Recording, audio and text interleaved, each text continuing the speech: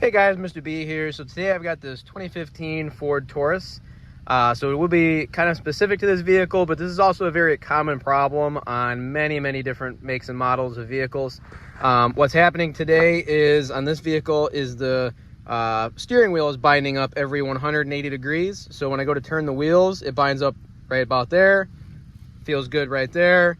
Now it binds up again, binds up right there and right there, over and over again. It doesn't matter if I turn the wheels to the left or to the right. It's bound up there, also right there, again right there, so on and so forth. So what this is it's a bad steering intermediate shaft that goes from the steering column down to the rack and pinion. On some vehicles it's easy to replace. Hopefully on this one it's easy to replace. I guess we'll find out here in a little bit, but some vehicles are not so easy to replace them. But what happens is, and this is the new one, what happens is the U-joints, kind of similar to a drive shaft U-joint, will get rusty and they'll go bad and they'll bind up in one spot. And then as the shaft turns to turn the gearing in the rack and pinion, that U-joint doesn't want to move around freely anymore. And so then the steering wheel binds up. All right, so there's the intermediate shaft bolt right there. I got to take that loose.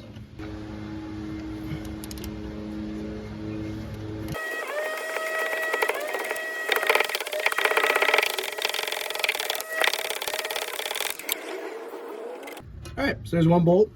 And so there's the intermediate shaft coming up in under the dash.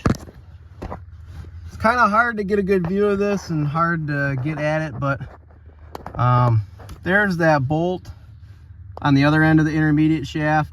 That happens to be a T40, so I'm gonna go ahead and take that loose. Okay, so this car doesn't have a steering wheel lock. Most cars do. It's kind of weird. So anyways, what I'm gonna do is I'm gonna kind of take the seat belt here. I'm gonna wrap it around the steering wheel so the steering wheel doesn't move. All right, so there's the steering wheel set up. I'm gonna go ahead and pull this seat back, put some tension on that belt. I don't want that steering wheel to move around too much. Reason being is once that intermediate shaft comes off, there's no physical link between the steering wheel and the rack and pinion for the steering system. If I put this new intermediate shaft in the wrong spot, what could happen is when I go to turn the wheels, the wheel won't be lined up with the rack and pinion, so the alignment will be off.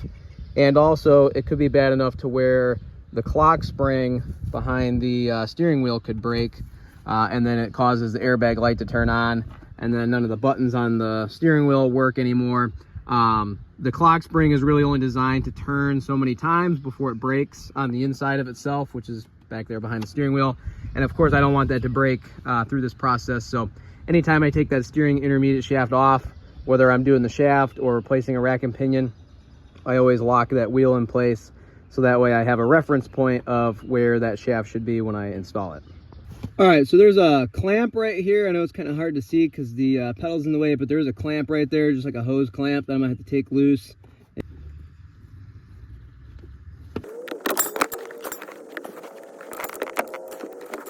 All right, so that shaft doesn't want to come out on its own, so I'm gonna have to beat on it with a hammer and a pry bar. Let me try and pry on it a little bit, see what happens.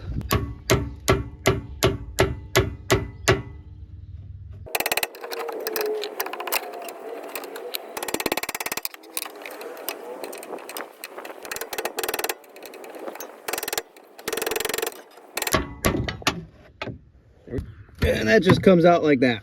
Got that new shaft in. Got the bolts tight up top and down below. For those bolts, you really want to make sure that you snug them up good with a ratchet. You really got to just make sure those bolts are tight so they don't come loose. You don't want that coming apart going down the road.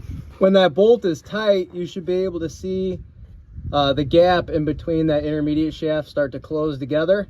Obviously you don't want to break the bolt off inside of there, that'd be a bad day, but when you tighten it up, you really want to make sure that those pinch together. Not all the way, but enough to where it makes a noticeable difference that this doesn't come loose.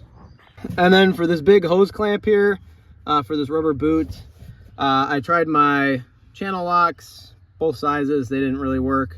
So I've got my cable operated hose clamp pliers here, pretty handy. You just pinch on this and it opens that up so I can slip that in place. Luckily I was able to get that clamp in.